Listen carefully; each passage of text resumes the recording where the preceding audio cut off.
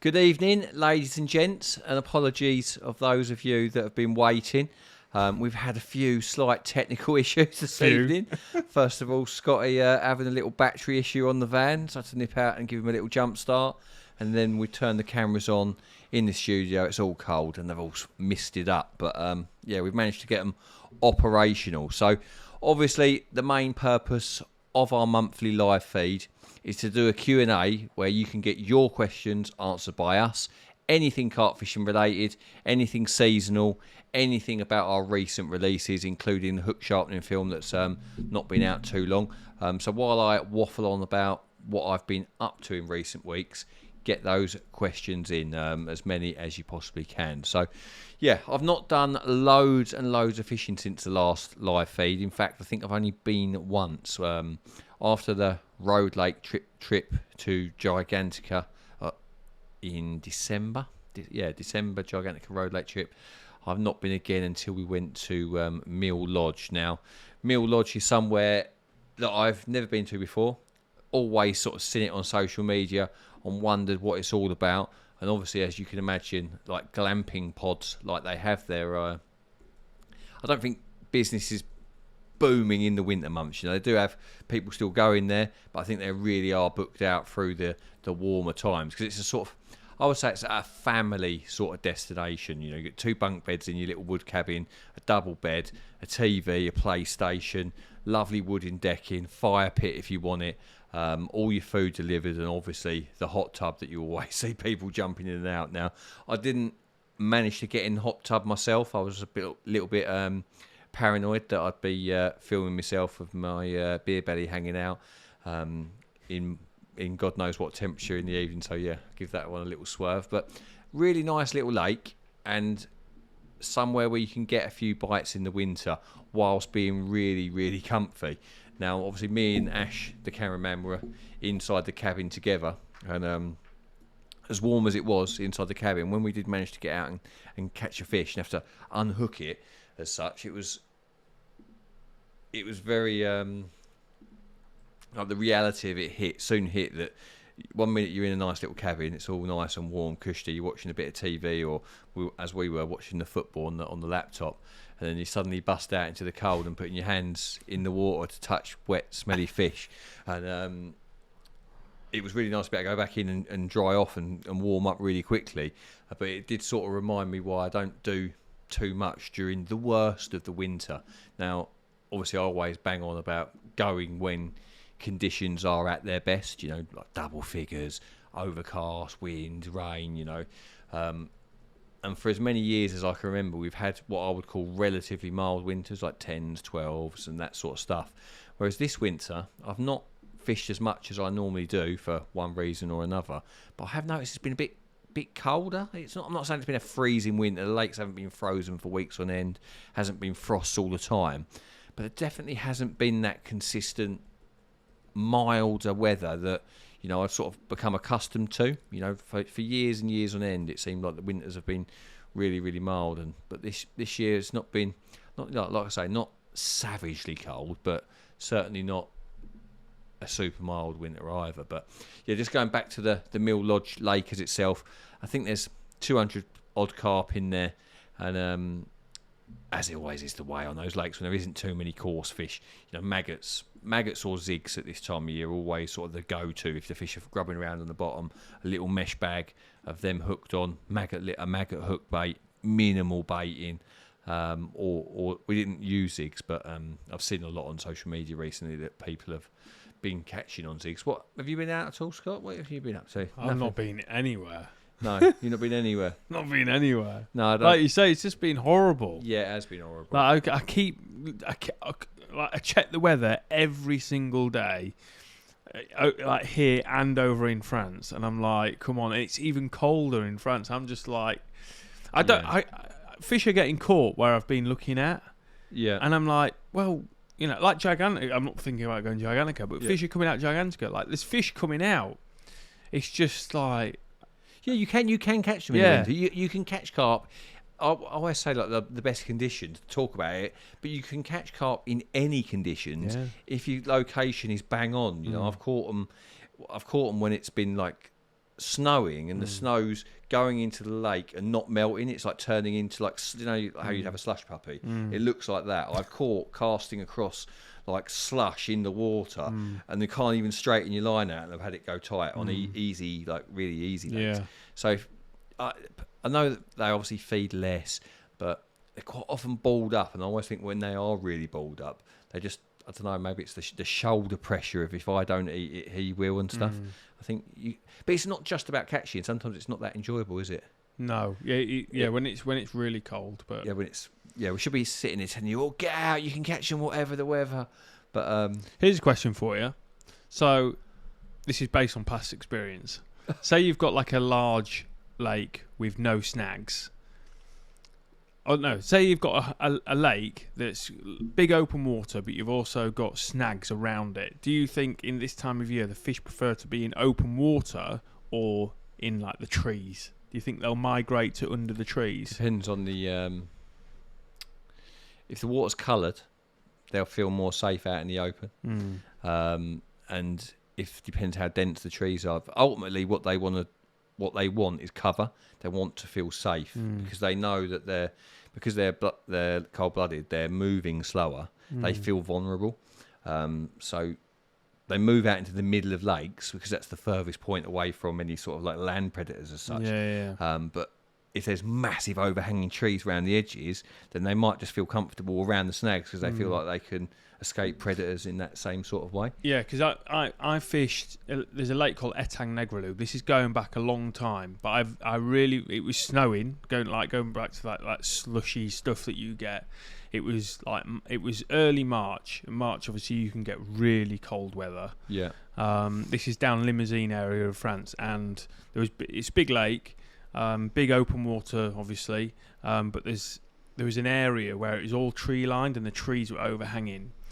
And initially, I fished in open water, had a few fish, but then I went out in the boat, and where the trees were, it was no more than 2 foot deep. Yeah. And the fish were just living under there, and you could catch. Like I was catching. Like as soon as I found where they were under those trees, you know, they're sitting there in 2 foot of water. Yeah. They love cover, like anything that they can be amongst. Like, even like if you have lakes where they've got big lily beds, and the lilies die, and you think, well, then now they haven't got the lilies as cover, but they've got all the roots and stuff and bits and pieces. They love that sort of like reed beds that can be really dense in the summer. You've seen it on Rob. What's that lake he goes to? Where is it Borking or something? What's the one? Yeah, with all the reeds around it and that. Like the fish, especially like deep winter coming out into spring, they love broken down reed beds where they can get in the pools out of the wind, feel safe, and get the sun on their backs in like real shallow water. Because we always talk about autumn being deep water, like the fish sort of, I don't say they head deep in the autumn, but they start to use the deeper parts of the lake. So the shallower lake parts of the lake are generally at all times of year the best. Generally the shallower bits, they prefer shallower water. But as the autumn comes, they start to harvest and they start to use the deeper bits. But once it's been cold, properly cold, it goes the other way again. They want to be warm. So say like that CarpFix lake. I know you've not been there. There's good chunks of open water, but it's pretty much the whole way around is snags. If you were to go there now, with it like there's fish coming out, would you just automatically go to the tree lines? Yes. Yes. You wouldn't even look at open water? It depends. No. Because open water is only good if you can't get to it, if you can't reach it. You know, like it's they've really been pressed out there by lines and stuff. But looking at that CarpFix lake, it's quite broken up, and people book a swim and they'll be staying in that swim. Yeah. And if you start attacking the set of snags that they are in, my betting would be they just move to another set of snags that you're not attacking. You know, so it would help to have other people on there in other swims or not? No, well, because then that restricts your ability to move, doesn't it? Yeah. But what are they going out in the open water for? You know, like if it was like real long range from anywhere, couldn't be reached. If there was areas of underwater trees, broken down lily beds, reed beds out there, something for them cover, then maybe they would be there. But looking at that lake, knowing about the snags that are in the water, I think that they'd probably be. My betting would, but they'd be in a sun trap somewhere. Yeah. Somewhere that's just slightly out the wind. I know a gets the good sun. spot. Yeah. That's what I would. Do you think it's worth people targeting? I know it's hard in England. You can't get those kind of lakes. But is it worth over the colder months targeting those kind of lakes if you want to up your chances of fish, rather than obviously you could go to Gigantica. Yeah. Hard, but you say hard. Or would you be better off? Would you have more chance of catching? Say the stock levels were similar, of going somewhere where that they're hanging out or potentially hanging out.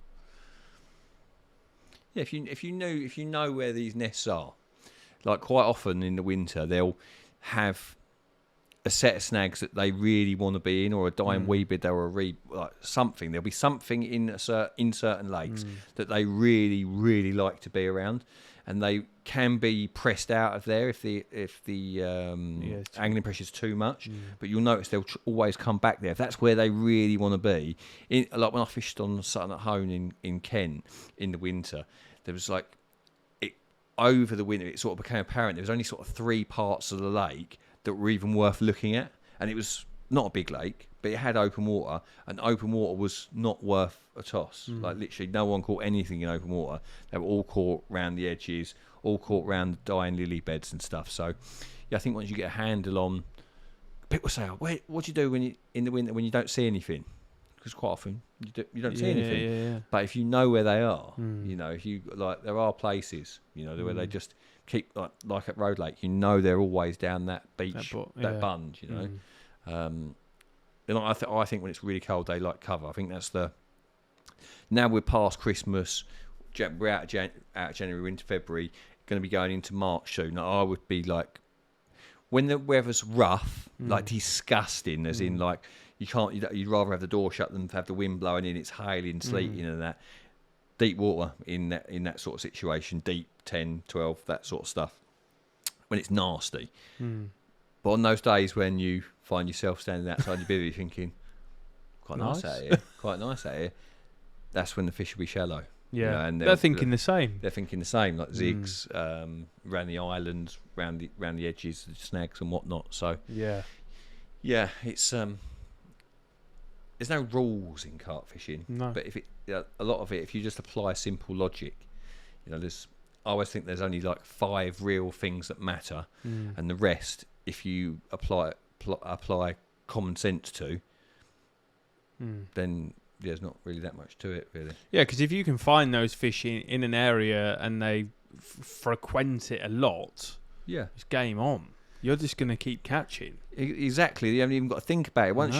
Once you've got the spot where they're willing to feed, it's just a case of being able to press repeat. If you can hit that spot and get the bait to it quickly without too many miscasts and stuff, then you've seen on these really well stocked lakes that you can smash it in the winter because the fish are so bald. You can have mega like the ones that Berners that time when we went there in the winter and caught 20 odd fish in February. I know Berners is well stocked, but you could easily go to Berners in February and blank. If you were in the wrong peg. But if you can get on the ball on the mother pod and consistently put your rig where they are with the right stuff, it can be good. Well, can be good. Yeah, so if you want to win a Jag sharpening kit, do you want to show them the prize? Yeah. This was kindly sent to us from Jag. And inside there is the full kit, which is what Pecky uses. You've got an eyepiece in a nice case. You've got the 2... You've got 3 files in there, haven't you, in total? You got the vice. The vice, the 2 stones, the main SP Max file. Yeah. And a little pen there, and the carry case. But it's about 50 quid's worth there. Yeah. If you ever buy one of these from a shop, those of you who know, the green and the red files, they're stored. They're stored inside here. So they're to keep them protected. I guess to not snap them in transportation, maybe. Is that quite They are quite brittle. Brittle, yeah. I remember years ago I was sharpening hooks in a car, the car or the van, parked behind the swim. So I was doing it in the car, keeping warm. And I think I had a bleep or something, and I had had it. Basically, I got out the car, shut the door, and just watched it fall down at the same point that the door clapped together and just snapped it in half. And I've sat on them loads of times, and I've put them on the bed chair and sat down on top of them and snapped them. So you have to treat them with a bit of love. Yeah. Right. Anyway, what about these questions? Yeah, so get a question in. If you want a chance of winning the hook sharpening kit, get a question in. We'll randomly select someone, or you can pick a question that you really like from the previous ones. Try not to repeat your questions all the time. Because we will in the same ones. Yeah, I mean, I guess the way for us to get around that is by you just picking a question that you like. Yes. Or we just do a random one at the end. Yeah. Either way, get your questions in. If you don't put a question, then you haven't really got too much of a chance. So let us know you're here. You don't even have to give us a question. If you don't want, just say hi. And if we do it randomly, then you might be in. But I don't know. I don't know how we're going to do it, but I reckon we do it for the best question. Best question. Yeah, well, I reckon we do it for the best question. I mean, they're all good questions, but you can choose. Right. So, what are your plans for 2025? Have you got any plans for 2025? Nothing too firm yet. Everything's very, very loose. I've got sort of quarter filming booked in for 3 weeks in the spring, but I'm only supposed to be fishing a few sessions in that 3-week period, so I'm waiting for those dates to be firmed down, and then I can make some plans around that. But haven't got any super tickets as of yet. I've got a few irons in fires. I've been let down on a ticket that I was expecting, so I've put a few feelers out for new tickets. Just waiting to see what comes back of that. And other than that, I've got a couple of trips to Gigantica. It's quiet without that fan on, isn't it? Yeah, I've got a couple of trips. Couple of trips to Gigantica, and I haven't even thought as far ahead as the autumn yet. But yeah, the spring, I'm still waiting for dates, and we will see. Yeah, I don't want to give too much away just yet. I'll probably go to Grenville a little bit. Yeah. And then I want to go to CarpFix. Yeah. I do want to go back to that Chateau d'Eau Lake, the bigger one. I think that could be really good in spring. Yeah. Because it's fair. It's not that deep, and I just get the vibe that there's a few bigger fish in there. They're not like Free Eel standard, but it's a nice place. Yeah. Nice and quiet. Fish are nice. There could be a few surprises in there. But CarpFix is somewhere I want to go. I know you do too. Yeah. And Graviers. Yeah, Graviers as well, yeah. Some wicked fish in there. We got 3 islands in the summer as well. It's in July, I think. Yeah, I was looking earlier. Yeah, July. So got Gigantica, 3 islands. Yeah.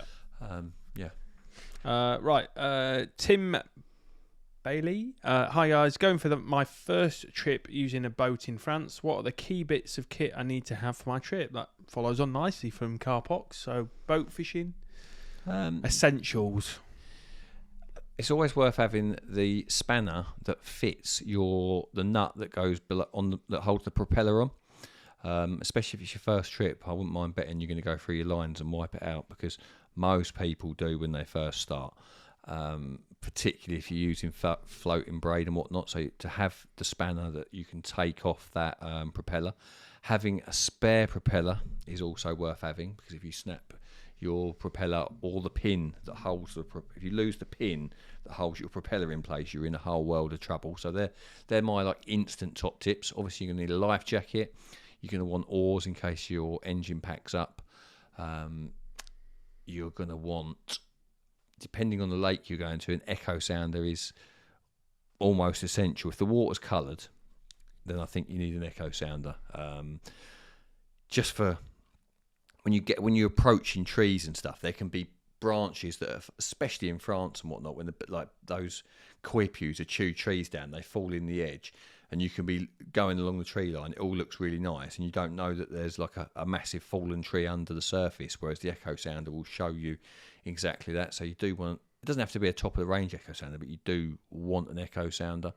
You want a little bit, like a spares bit in the boat, like a waterproof zip-up bag that's got hooks, maybe rigs, hook baits, scissors, that sort of thing, so that leads, if something goes wrong, let's say you're dropping a rig and you get snagged up and you end up getting snapped off, you don't have to go all the way back to your swim to re-rig, because if you're fishing at really long range, it's just a waste of time and battery power to go back and forth.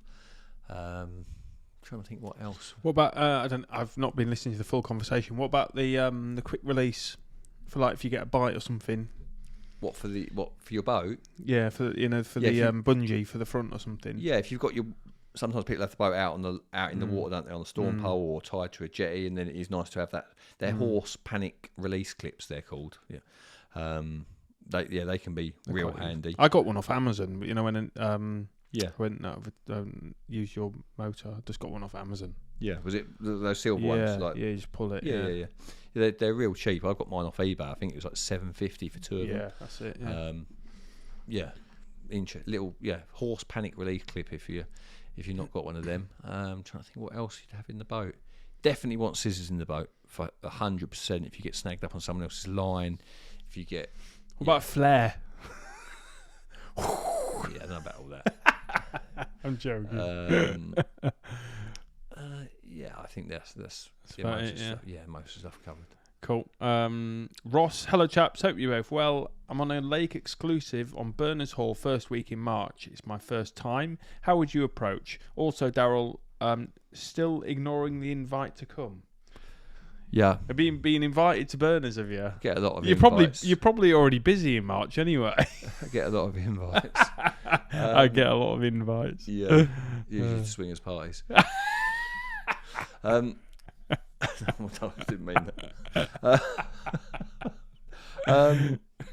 Burners, how would I approach it? Well, luckily, there's a couple of videos on from that time of year. On the CarpFix app, there's the Burners Burn Up, which was a real early sort of film we filmed there around COVID time, but that was like March, very early March, and I fished it late February on another one where I caught a load of fish with a bait boat and maggots. From memory, zigs were the way to go early March when it was red hot when we were there in March, when real sunny and that. Obviously conditions dependent, but the biggest thing that I can sort of say from the limited time that I fished it is the middle of the near end bowl. So it's pegs 1 and 2 and pegs 17 and 16 are my favourite. So they're like 1 and 2 are next to each other, and 16 and 17 are next to each other on the opposite bank. And that middle zone between those 4 pegs is where I've done the best during the brief sessions that I've done there. I also know that the swim on the other, I think peg 3, is it just past the island? That's a good peg. I've seen Spooner do well out of there. And the pegs opposite the island. So, you can catch from any peg at any time on there. But 1, 2, 3, 17, 16, 15, 14, are like down there, like that on opposite bank. They're the ones I'd be looking at, and I'd be fishing zigs if it was sunny, because it's quite deep. If it was like flat and sunny, I'd be fishing zigs. Otherwise, I'd be fishing maggot hook baits, that sort of thing. Yeah. Liam Banks said, "Evening, lads. Good to see you at this. You and Scott at the Essex show last week. How was that? Of standing outside all weekend." There were so many crack-offs. It was just, honestly, it was just crack-off after. No, not just people, like, do you know when you open the bail on, not opening it properly, like opening it against the real stem, so you've got the bit that screws into the rod, and the bail arm has to be opened on one side of that completely, and they're opening it half against it, so it's half open, and then as they fire it clacks back closed and goes snap, and then they go, "I didn't do anything," or like that. Just there was not one time when someone said they did something wrong. It was just, "I didn't do anything." It was just like snapped off. And we were casting dog balls. They were going everywhere. It was. I just spent my whole time spooling up reels. Oh, no. It was like spooling up, tying leaders, and it was carnage out there. Absolute carnage. I'm sure people enjoyed it though. Yeah. That's a really nice thing. It's a really nice thing to do. Let people come down and just blast the rod to try before you buy. Yeah. What did you have there? The Kaisen Platinums and the Greens, I take it. Yeah. We had all of them there, but very quickly we didn't manage to have. We were losing these dog balls. They were getting snapped off, and then we didn't have enough dog balls to keep all the rods rigged up at once. Did anyone snap a rod? No. No. That's good. No rod snap this year. Darrell, with regards to rigs, do you think rigs blow the more they are used on a venue? No. Well, you could say, like, if everyone's fishing solid bags, then they might get a bit alarmed to that presentation. If you say everyone's fishing pop-ups, they might get a bright pop-ups. They might start getting alarmed to that presentation. But I don't think rigs blow. I think they're either good or they're not really. I think, it's a bit of an old wives' tale, that, I think. And then lastly from Liam, also, how come you stopped using the spinner rig? I felt that I lost more fish than I used to. That's basically, when I changed that rig, you change to it for the convenience. It's a very convenient rig because it's quick to just clip a hook on, etc. Fishes pop up really low line to the bottom. But I did feel that I suffered more hook pulls when using it. And I sort of put it down to like having a piece of metal off the eye, something that wasn't very flexible, So when it's in the fight turning around, it's just not moving as naturally. So the main reason I stopped using spinner rigs because I was experiencing a few hook pulls. That's the main reason. Cool. John Cooksley, evening Darrell. Will they be doing rod demo and casting at the Big One show? You going? Yeah, I don't think they've got a casting area. No, you'd be casting it on the runway, wouldn't you? Is that where it is at the airport? It's at the Farnborough Airport. Right. It's next to it anyway. Right. No, I think I'm on the stand. The stand, yeah. Daniel has asked, evening Darrell, I'm out myself for the night tonight. Nice, good luck. Yeah. Dean Driscoll. Darrell, when you get a Grenville ticket, when do you, once you catch the biggest, will you move on, or will you keep the ticket due to the amount of growing fish always producing new big fish? I think Grenville is just only going one way. It's just going to get better and better and better and better and more big fish. I think Paul's got a real handle on it. He understands what he needs to do to keep it where it is. It's not got to where it is by mistake. So, I think by the time I get a ticket, I'll probably be too old anyway. I'll probably be in retirement. I'm quite far down the list, But to be, you got a guest ticket anyway. Yeah, exactly. Not like you can't fish it. I do a lot of fishing all over the place, and it's quite nice at the back end of the year for me to just go down there a few times. I fished it quite a lot in the spring this year. I've done several sessions there in the spring, the early part of last year. Sorry, but I think next year probably would just go in the autumn, in the back end more so. I think. Cool. Sam, evening. How do you work out the swing back? How do you work out swing back? Swing back. If I'm fishing 30 wraps in 25 foot of water, Jesus. Generally, when I'm fishing far out in about 25 foot of water, I would keep it the same, because what happens is the spom hits the clip, drops out the sky, and it doesn't fully tighten the braid because it's 30 wraps out, and you've got this big arc of the spom travelling. When it hits the clip, the line's never absolutely bullet straight. Whereas when you cast out with your fishing rod, that slack that's left soon gets taken up by the lead descending through the water.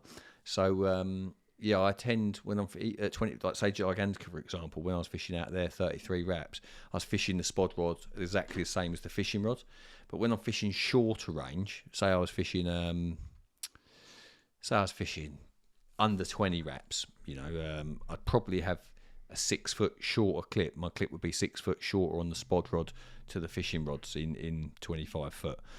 I've actually really calculated it to perfection at Gigantic. I've done it with marker float and then tested it with the spom, and I find that it does swing back about 6 foot in like under 20 wraps out. Beautiful. Yeah. Stephen Welsh. Good evening, guys. Hope you're both good. This is to both of you. I'm off to Crete Lakes in August. Have you guys ever fished there? And any tips? Have you ever fished there? No, I've never fished Crete Lakes, but I would. What happens there in the winter? What's the They used to. They had a winter syndicate on there back in the day. I think they used to do like a winter tickety type thing. Is that still going? It's got like you could, you used to be able to pay. I think it was Crete or it was Abbey.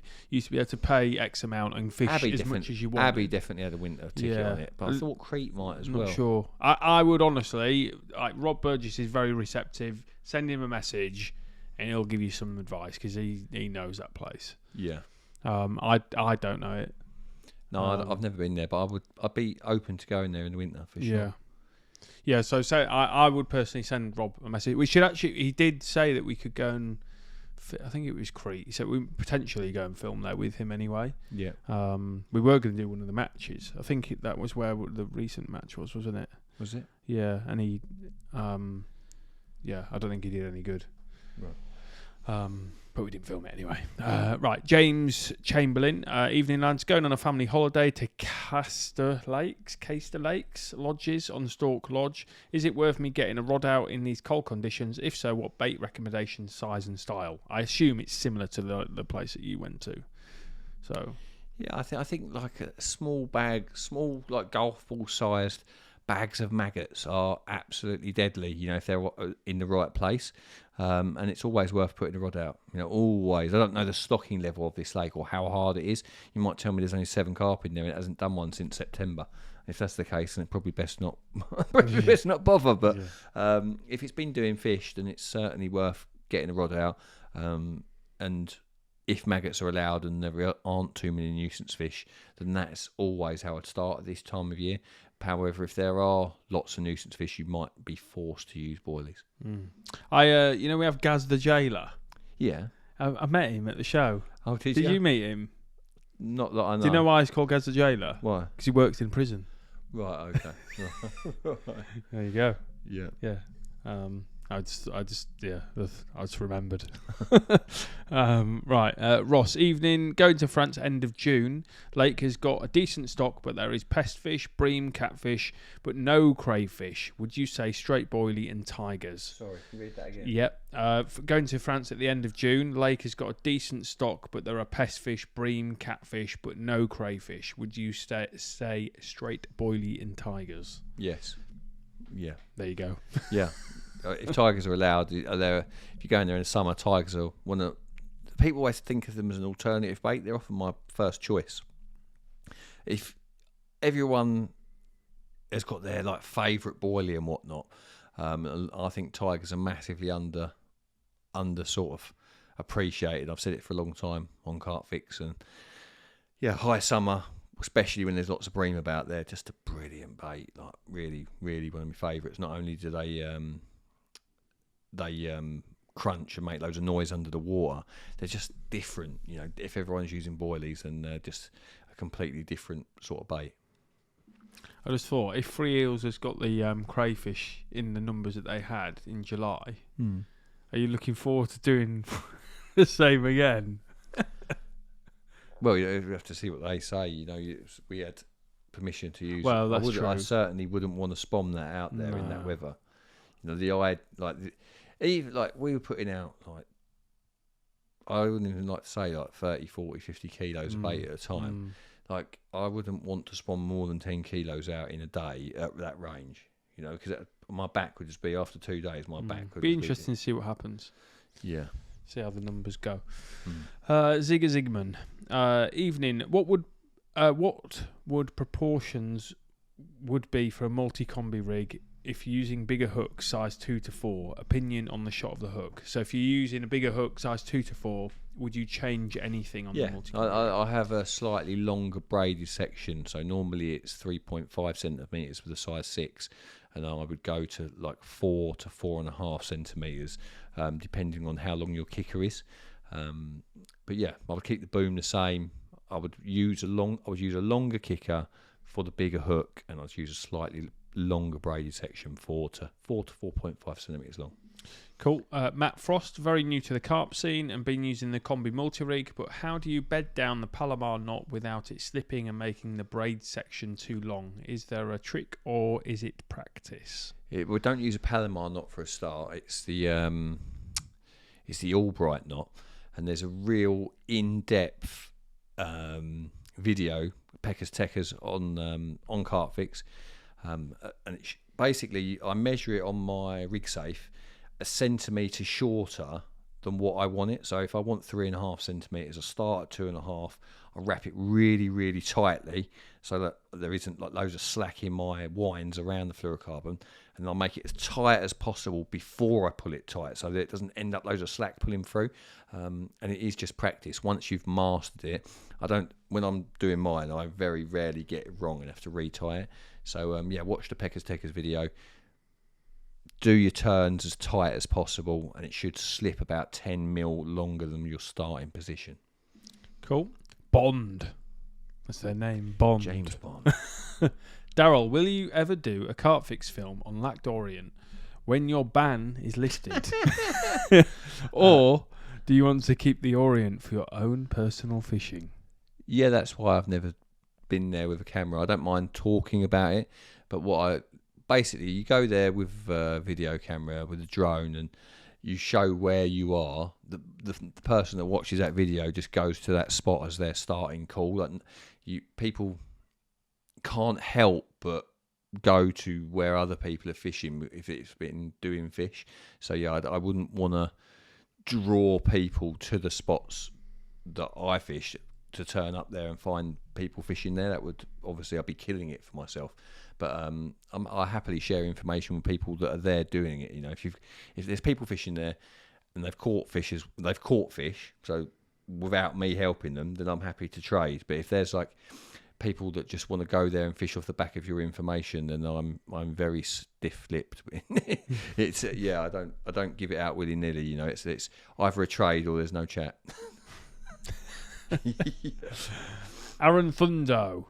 Yeah. I'm looking for braid recommendations. Hopefully getting a new ticket next season and off to Rosemere Carp Arena. That's not the one you fish, is it? Rosemere? It's not that I fished on Clover Rosemere? Lake, but it's one of the ones on. I think it's the one behind that oven swim. Is it? Oh, okay. Is that Rosemere? Not the oven, the one at the island swim. The where the building thing is. Yeah. I know what you mean. Yeah, I think it's that one. Yeah. Looking for a sinking braid. I always use sub-braid. Sub-braid is my go-to. Been using it for years.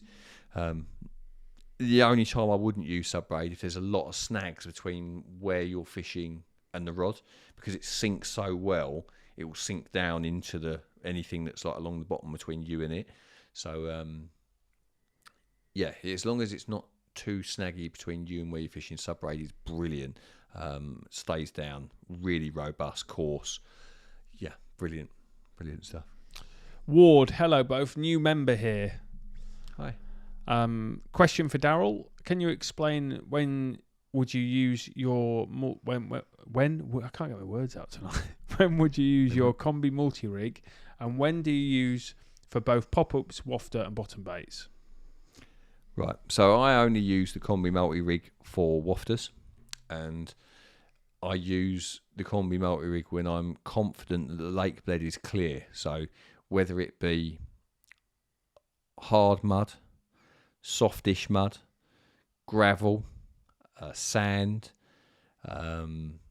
firm silt. You know, if the bottom is clean, there's no debris, it's a spot that I'm certain's clear, then I nearly always fish the combi multi-rig. So that's when I fish on clear spots with slow sinking baits, I always use the combi multi-rig.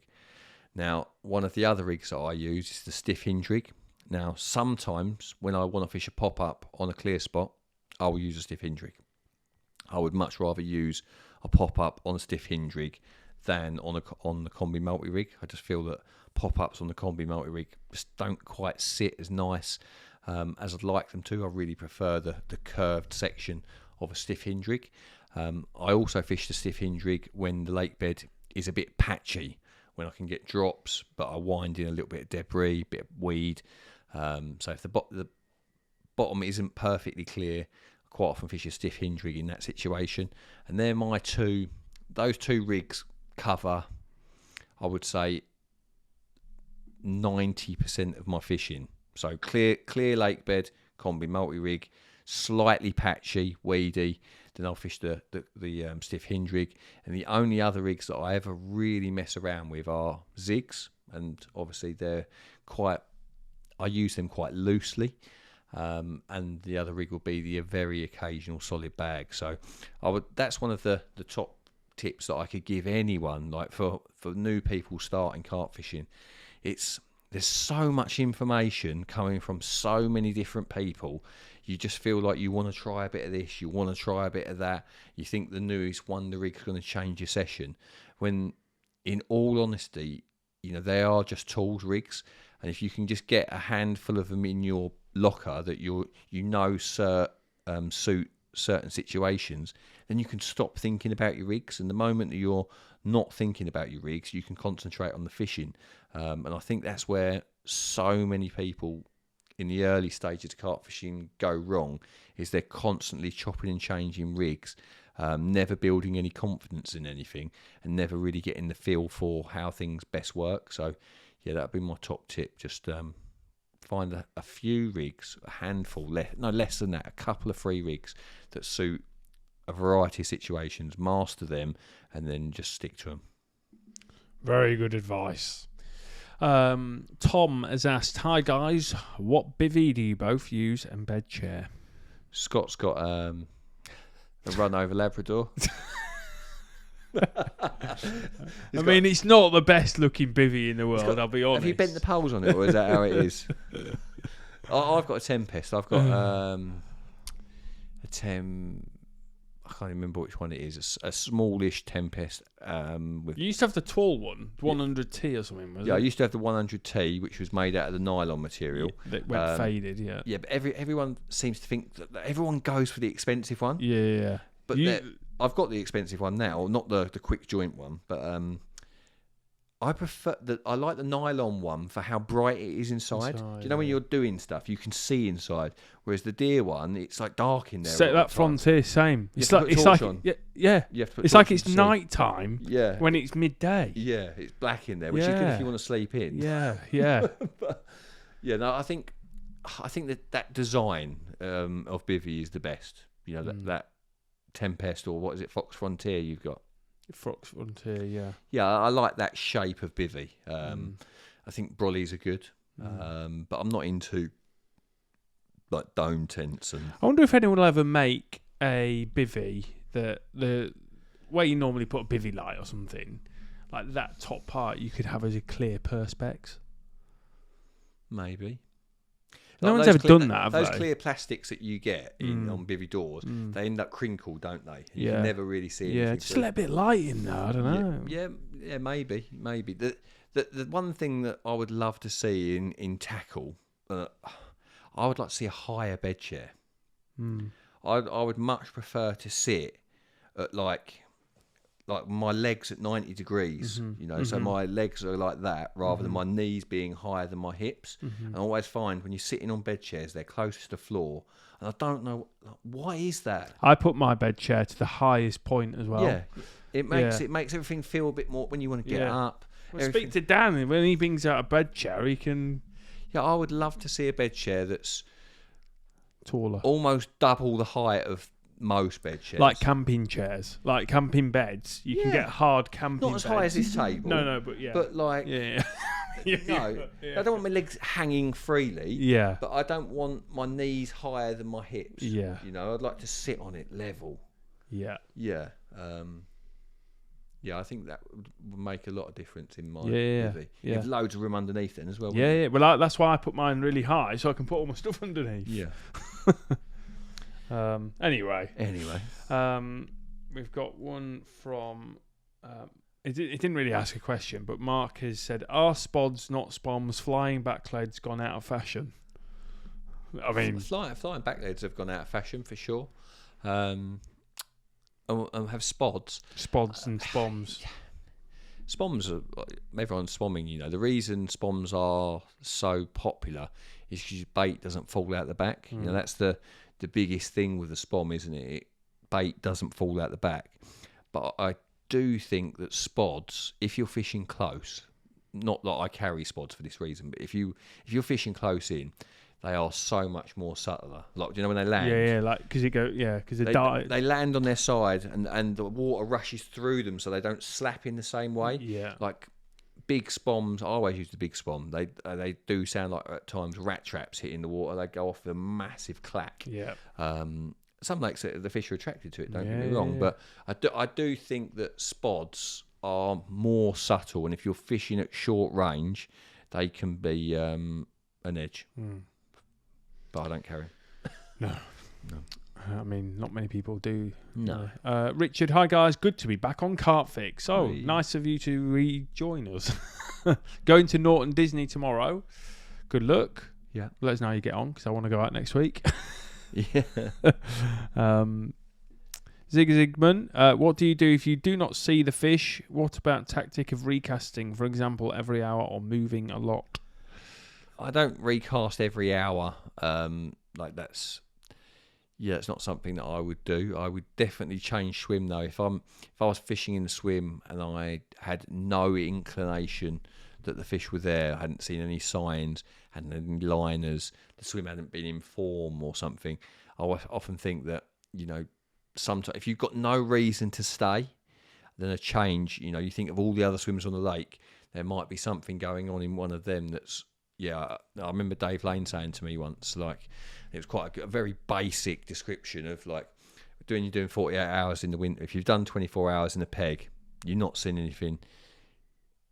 There's a change is change. Don't be just think, well, I'm here now, I know the spots.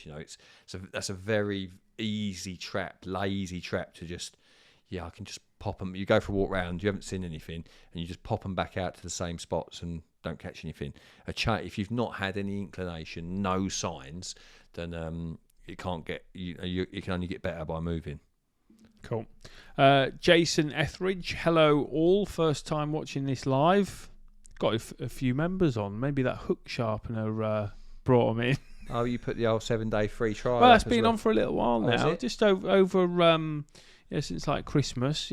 People watching what they're spending. Yeah. If you give a little trial and they like what they see, they might want to watch more. But yeah, it's a good point. If you want to watch any of the other lives, you can watch them on the app, or you can listen to them as podcasts. So after we turn it into a podcast, which is why we record on these mics, and you can also on the app listen to them in audio only. So you can press play in the app and then close the app down, and it'll still play in the background. Which I know a lot of people do listen to them as podcasts when they're driving, because you're not having to look at anything. Yeah, there's not really a lot to look at, really. Not really, no. Apart from these pictures. Yeah. Anyway, Philip, good evening. Darrell, how would you approach a big fish hunt in an 11-acre lake where everything is in casting distance? Hotspot gravel bar in the middle, and just the weekends are fished by other anglers. Big fish hunt, 11 acres. My tactics are always the same. I don't even really give it a lot of thought initially. When I'm fishing somewhere new, the first port of call is to just look round, see if I can find some fish.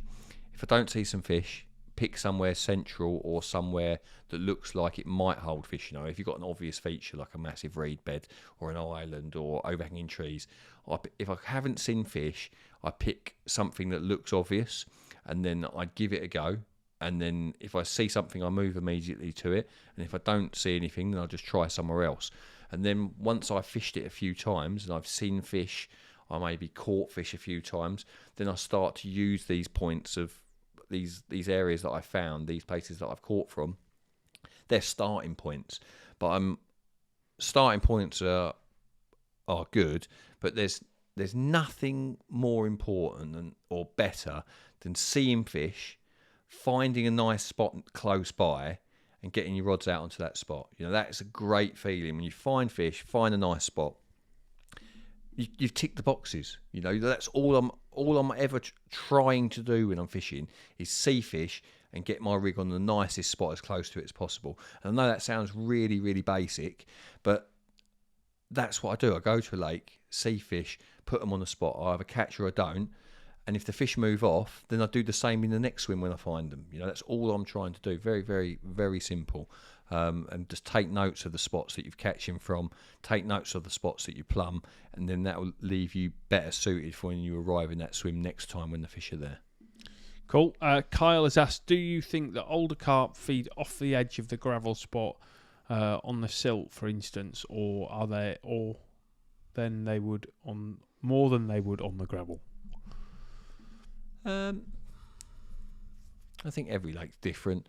I think there's 1,000,001 times on the videos people say I fish on the bit when it comes out of the silt onto the stones. You fish on that bit, and I've quite often done that. I've quite often fished right on the hardest centre of the spot. It's the highest point in warm weather. That's served me really good. Yeah, I don't think there's a hard and fast rule of the bigger fish hanging off the side of the spots and stuff. Not necessarily, no. No, cool. Dean Driscoll, do you think you will catch the Burfield Common? If you do you think you've completed the old original English stock of carp, which are well known?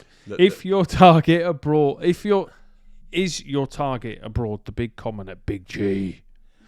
Bosh, get in there. I think it's more than likely that I won't catch the Burfield Common. I've got a ticket. I haven't fished it for 10 years, but I might have a little go, depending. That means you will.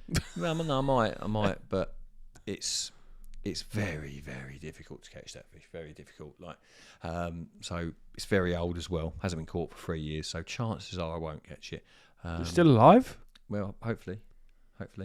Has anyone seen it? Sorry, I don't know. I'm not really in contact.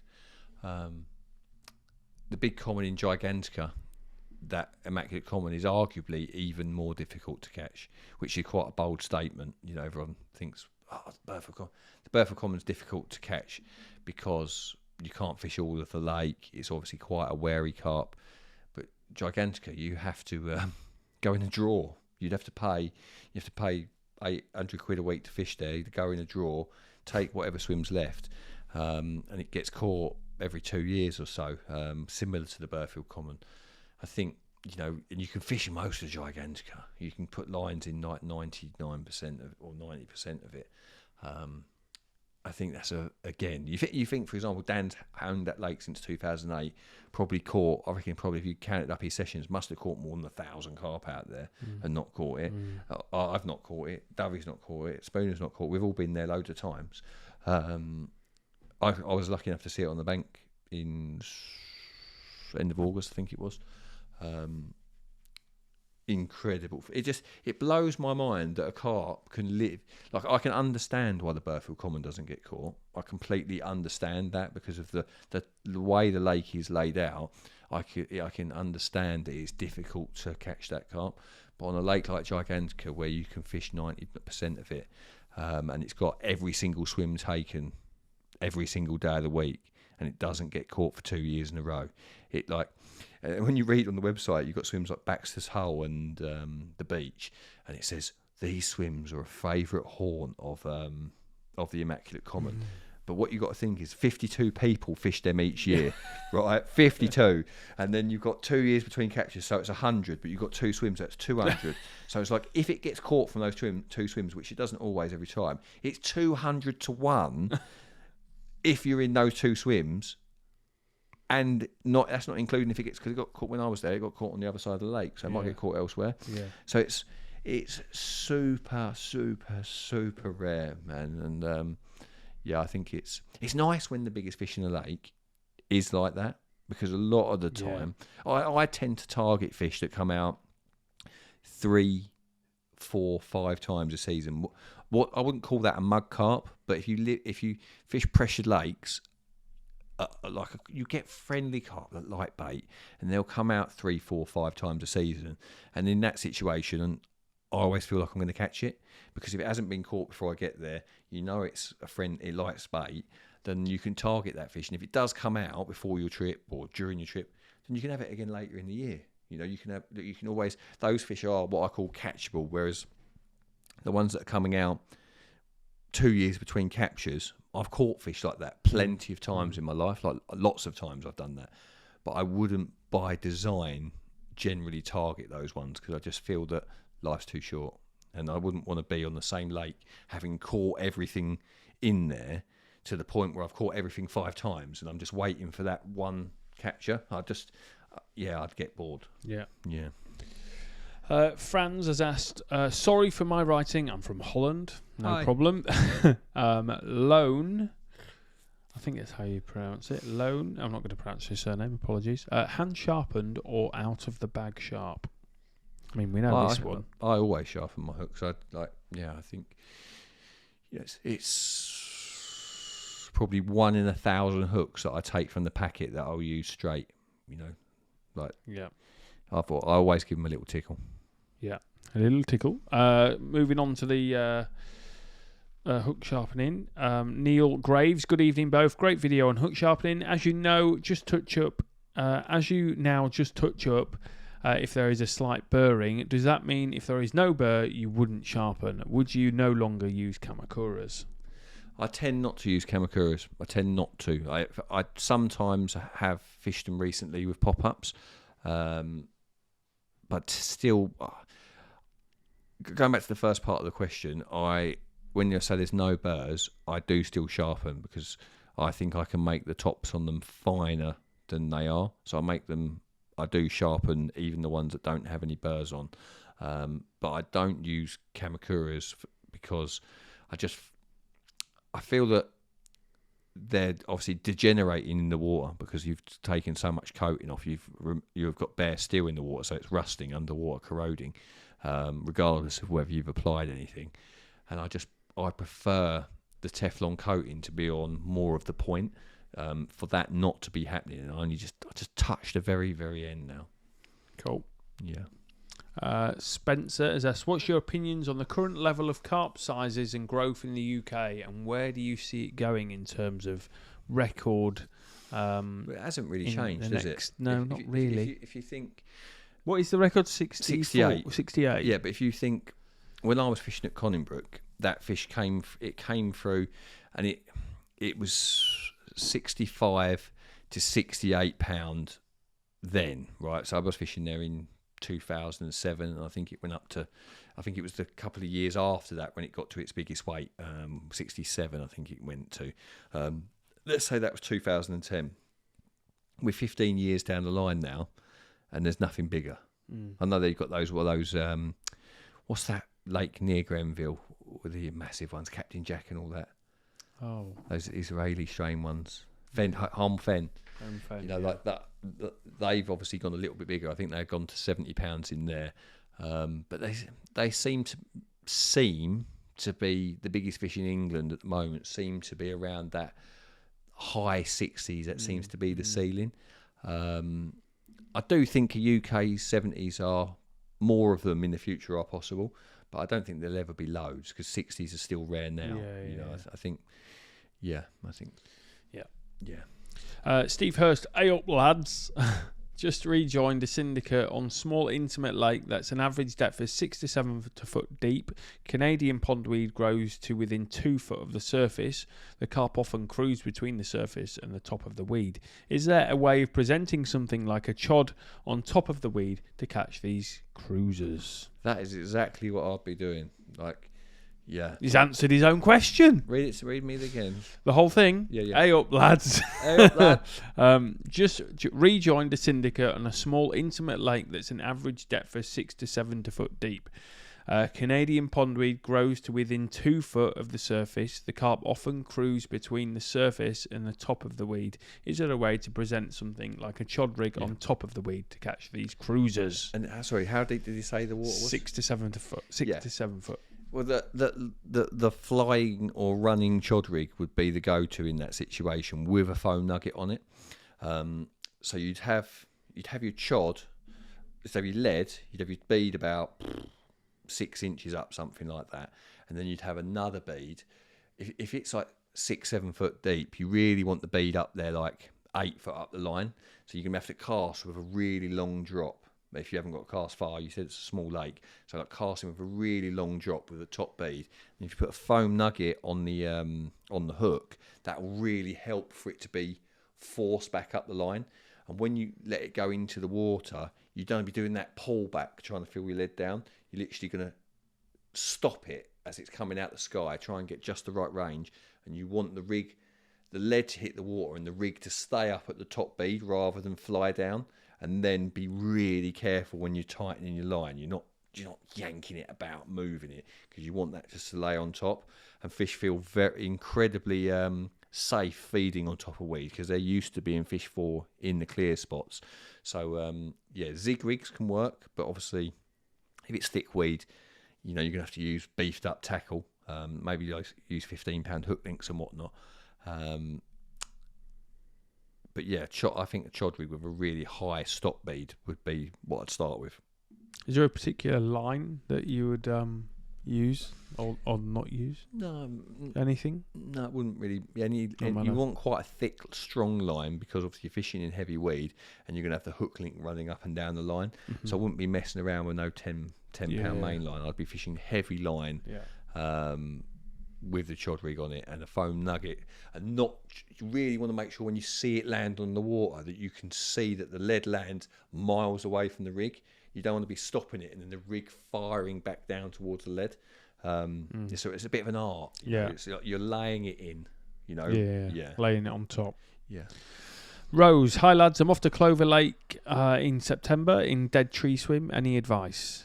Is that the one that you fished? Well, I fished it one time with Ash. The one I did with what's his face? Yeah, one fish for Stokesy. Yeah. When's he going? September.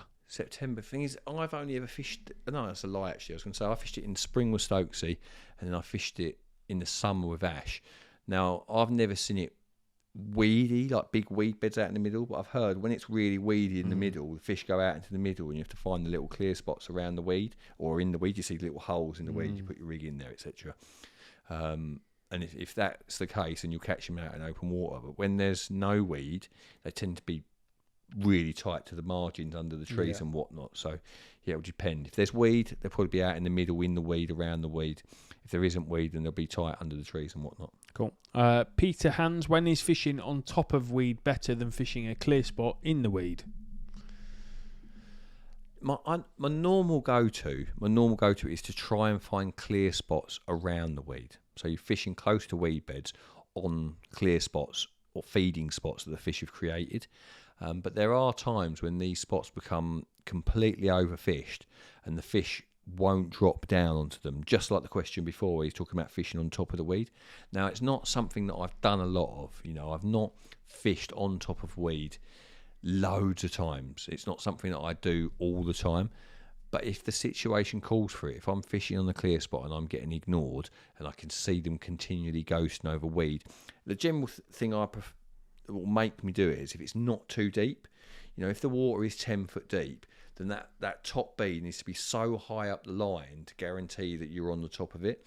But conversely, if you're fishing in 4 foot of water and you can see the fish cruising over the top of weed, you know that if you put your top bead 4 foot, the lead's on the bottom before the rig's gone in the water, and it's going to come to rest on top. Yeah. So it becomes more easy. It's more difficult to fish on top of weed with chods and stuff when it's really deep. Yeah. Talk of the devil, Gaz the jailer. He's on. I was waiting for you to say I met, Beers, Boob, and Techno. No, I haven't met him yet. No, oh, does he? no, just you saying Gaz the jailer. He probably does. Yeah, probably. He's always on it. Yeah. Gaz the jailer. Evening, lads. What's your preferred spod mix for fishing over zigs? It's not something that I really do or have done that often. But I don't think it really matters. What you want is something that hangs in the water, that's more liquid based and fine particles than if you soak loads of boilie crumb in liquid, then that will drill down to the bottom and you will have some particles up in the water. But it's worth having some ground bait in there, maybe some breadcrumb, that sort of stuff, so there's more stuff hung up in the water. You're really just looking to create a cloud rather than put high quality food out there. So I'd be like using like smart liquid, maybe some milk or anything that really colours the water, and then bulking that out with cheaper, finer particles. Because you don't really want to be using real expensive bait to be spotted over zigs like that, unless you're going to be fishing on the bottom over it at night afterwards. So yeah. Cool. Right, let's fire through these last ones quick. Okay, There's quite a few. but we'll go quick. Go quick. Because then we can see if there's any questions that you want to give the prize to. Yeah, we might just pick now. Yeah, I reckon we're going random. How about we make it? They have to still be watching to confirm they want the hook sharpening kit. That's a bit harsh. Nah, that'd be all right. You got to show your commitment. Right, come on, give me the question. Right, okay. Ward, what's your funniest story on the bank? Short and sweet. We've had something like this before numerous times. Maybe the pooing out the tree at Yates.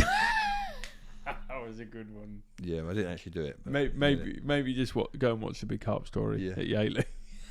Yeah. Next question.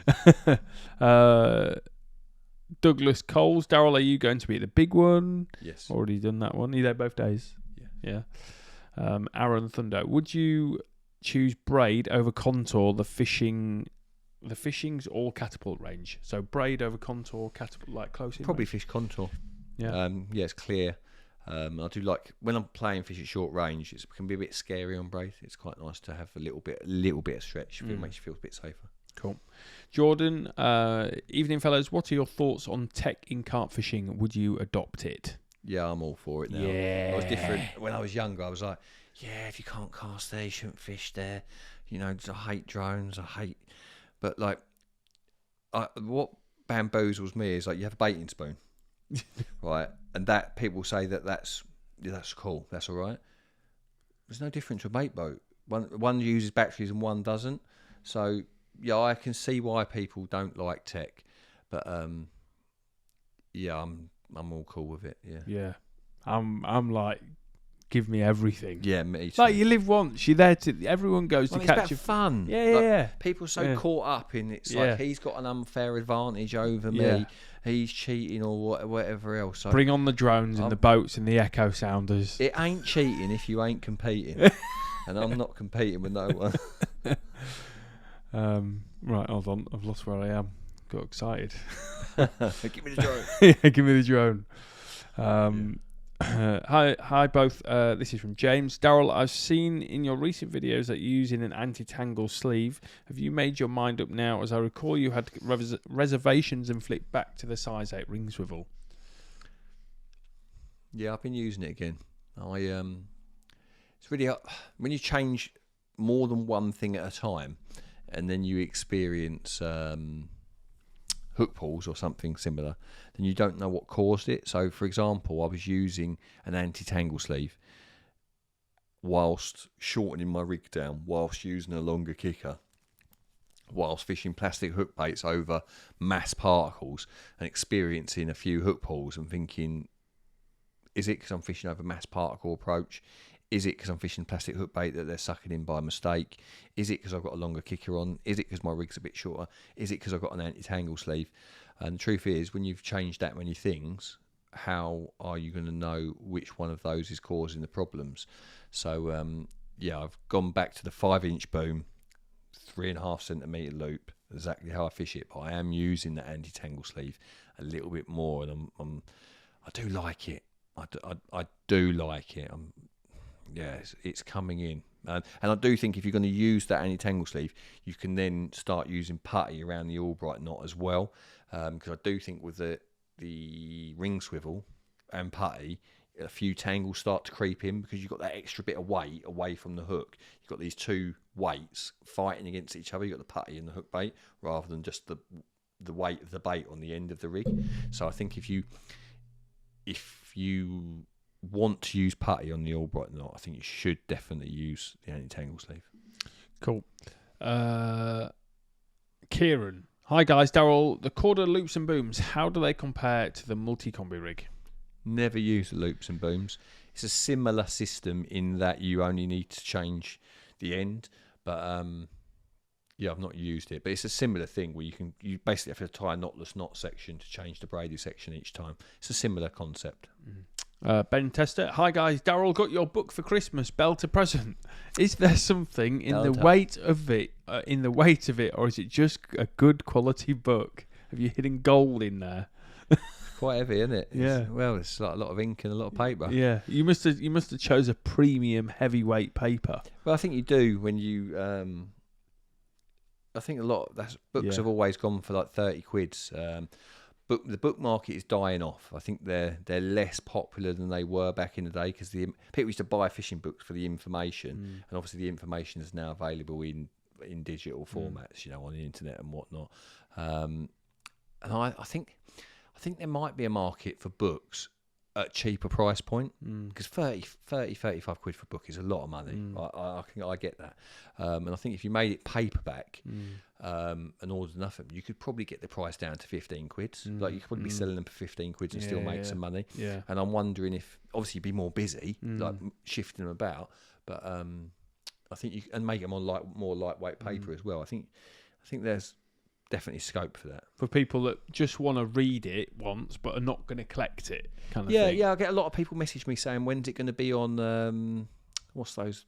Like audiobook thing. Yeah, audio books or Kindle, like because they buy them books for like £1 or whatever. Yeah, they just want to read it. They're not bothered about all the pictures on social media, and they're not going to collect it. You know, I understand that.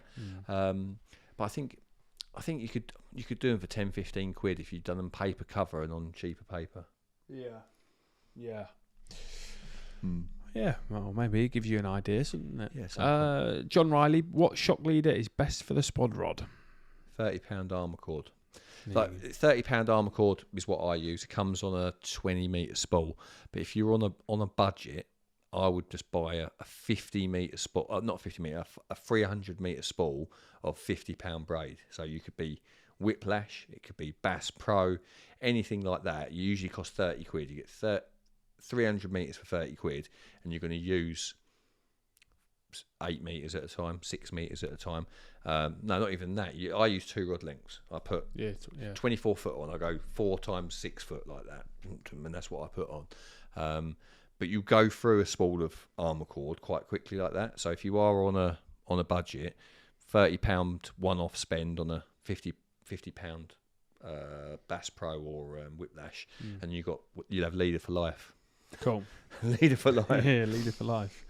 Carl, I was gifted a signed copy of My Big Carp Buzz and just wanted to say that I'm thoroughly enjoying it. I've started reading a lot more carp books recently, particularly Hearn's Trio.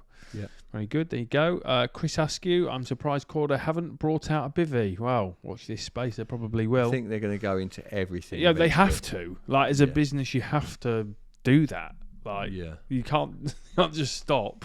Well, no, you don't have to. I might ring Dan up and say, you need to do a little Perspex top for your bivvy. Yeah. Maybe not. I think it's just maybe a bit silly. Maybe not. I don't even look at the stars at night, but like you say, it goes all crinkly, doesn't it? Yeah. Wayne Duncan, what mainline and leader were you using in the Forester Orient? I use sub-braid on my reels, and then I generally have 15 metres of sinking armour cord, £50. And that's mainly because I prefer the £50 braid connection to the £15 braid connection. I think that knots together better. And then I use the £50 armour cord tied to generally some mono that's like, or fluorocarbon that's 0.50, 0.60 diameter. Not really bothered about the breaking strain. It's more to do with how thick it is. So it doesn't cut into the trees. It doesn't cut into the reeds. It more runs round stuff and digs in. Yeah. Mr. Bond is back again. Thank you for answering my question earlier. I only ask as I love the big carp stories on the Orient. Do you have any other public French lakes on your radar? Yeah. I can't remember what I was saying. I think I was saying it on the way to Gigantica when we were driving over, that I tend to fish so much through the spring, summer and autumn that by the end of the year I'm tired and I fished out is basically what I'm saying. Is by the time I get to the end of the autumn I'm fished out. But I've got this real urge to do like a late autumn trip to the south of France or Spain and fish for 3 weeks, but fish a week on. I'd like to do, like, say, Oriana, Cassian and Salagoo, like 7 nights on each of them. Well, that's day fishing on Cassian, but I'd like to go down there at the end of the year because you're basically chasing the summer, aren't you? You go down there, it'll be 20 degrees still, in November. I think at some point I'm going to do that, but the last few years I've just been absolutely gassed. Been gassed. Right, we've got 5 more questions. 5 more. Jordan has asked, how many times will you sharpen and use a single hook? What? So I guess like reuse. So one time. There you go. It's a one-time deal. What? It's Are you crazy? crazy. No, it's a one-time deal. You know, Yeah. you can touch them up. People do touch them up, reuse them. I don't. It's a one-time deal for me. Yeah. Ben Tester, someone's seen the Burfell Common trailing a rig with a tiger nut. I've been told by somebody that's on there. I heard Heard someone had seen the Burfell Common trailing a rig. I think I heard it was with a yellow pop-up or a bit of plastic. I can't remember what I heard. Maybe hard to tell. No, but it's a yellow pop-up, you're going to see it. People are fishing quite extreme, or have been fishing quite extreme on there for a number of years because of the bait boats and whatnot. And you know what happens? You start fishing bait boats and everyone starts creeping out a bit further, and then it becomes like the fish just don't come in anymore because of that. I don't know that's the case. I'm just guessing. Like I can just picture it in my mind. You know what's going on. But they've banned the bait boats now, which is another reason. It's a reason why I'm more interested, because this year will be the first year without bait boats. Suddenly, the area where the line is going to be greatly reduced because people won't be getting out as far. The fish will become more comfortable because of that lack of pressure, and I think that over time they might start coming closer to the banks where you can fish, and that might be more interesting for me than being a bait boat to the max. It'll certainly change the dynamic of it. Yeah, over time, maybe not instantly, but over time I think it probably will change the dynamic. Yeah. Tony Collins, evening lads, is there any depth of water that you would consider too shallow for zigs? I know 3 to 4 foot perhaps, but would you, what about 6 to 7 foot? Yeah, I think anything over 3 foot, like on one of the one of the Bayswater films that I filmed Vash a couple of Aprils ago, they were in really shallow water. It was like 3 foot-ish. You know, could see the fish swimming over these tiny clear spots, and they were just. I had my rig exactly on these spots, and they were just ignoring them. And then after having seen when you've seen a fish drive over your hook bait so many times and you're not caught one, I thought, they're just not going down. So I then put an 18-inch zig out, so like mid-water in 3 foot, and then caught one instantly. So, I think anything over 2 foot and you can be fishing a zig for sure. Lovely job. Right, I've got a couple left. Liam Banks, good to see you and Scott at the Essex show last week. Travelled 3.5 hours from Stoke to see you both. Darrell, after following you for years and meeting you at the show last week, they say you shouldn't meet your idols, but meeting you on Sunday, you're a legend to me, as well as your content on Calder and CarpFix. There you go. Well, you must have caught me at a good time, because I must have had a good face on, because I would bite in my lip a lot of time when people were snapping off all the balls. I'd rig up a rod, I'd just get it, just do it, I'd give it to someone, and sometimes it just gets snapped first cast. I'd be like, no. Oh. Yeah. Gaz the Jailer, awesome live as always. Nice to meet you at the show, Scott. Sorry I missed you, Pecky. Didn't realise you were outside. To take it easy. Tight lines. Neil Graves, hi both. Sorry, one more question. Would you use zigs in coloured water? If so, would you use a flavour to your would you use flavour to your advantage? I've not really done it. No. Yeah. If I was fishing in coloured water, I'd definitely fish bright pop-ups with a bit of scent to them as opposed to foam.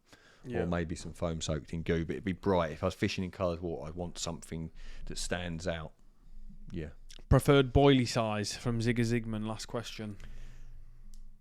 Boilie size for zigs? Yeah. Or just for general? Yeah. It's not said, so... What, preferred boilie size? Yeah. That's the question. There's something very carpy about catapulting 10 mils. Yeah. Even the noise they make. Yeah. They go, just like really nice, but I really like the look of an 18 miller on a size 6. Mm-hmm. I like that, an 18 mil boilie on a size 6 hook. I like that. It's big carp. Stephen Welsh, which past or present mainline baits have been your all-time favourite? Activate was an absolute game changer back in the day. Did you ever use Diamond Whites? Nah. But Cell's a good bait at any time of year, like any time of year. But in the winter, I just think it's like head and shoulders above everything. Like people are always people are always worried about what they're using in the winter. You always see people start chopping, changing, and I just think Cell, because it goes in all year on so many lakes, it's so popular. They recognise it as food, and it is a good cold water bait. So, yeah, if you're umming and ahhing about what boiler to use in the winter, Cell, just use Cell and forget about it. Yeah. Sometimes I use the fish meals and what in the warmer weather, but for cold water, I just think you can't go wrong. Yeah. Right. Calling it? Yeah. How are we doing it? What do you want to do? I think you should just pick someone. Well, I'm going to make it fair and just go up and down. But if it lands on Liam Banks, he keeps repeating his stuff in there. What? I'm joking. You know, he did it 3 times. He wanted me to read that out, obviously. Yeah. I'm joking, Liam. Well, just tell me when to stop. So I'll go up and hold on. Let me make sure I've got. Yeah. So the first one was Reese, and it was me. Yeah. So I've got everyone's on here. I'm just gonna go up and down like that. Just tell me when to stop. Now. Right. What are we on? Douglas Coles. Douglas Coles. Let me just take a picture of Douglas Coles. Douglas Coles' question was, "Are you going to be at the Big One show?" But that doesn't matter. It doesn't matter. It's got yourself a little Jag sharpening kit. Yeah. Lovely bit of kit, that. I'll get that sent out on Monday, as long as your address is on your account. So if you are watching Douglas, go onto your account, onto the website, and you can put your address in there. If it's not there, I'll send you an email on Monday, and we'll sort it out. That's it. Lovely job. March it'll be next live. I think so. Yeah, we're coming around. It'll be nearly spring. Yeah. Right then, ladies and gents, thank you very much for joining us. Thank you for your questions, and we look forward to seeing you next time. Thank you.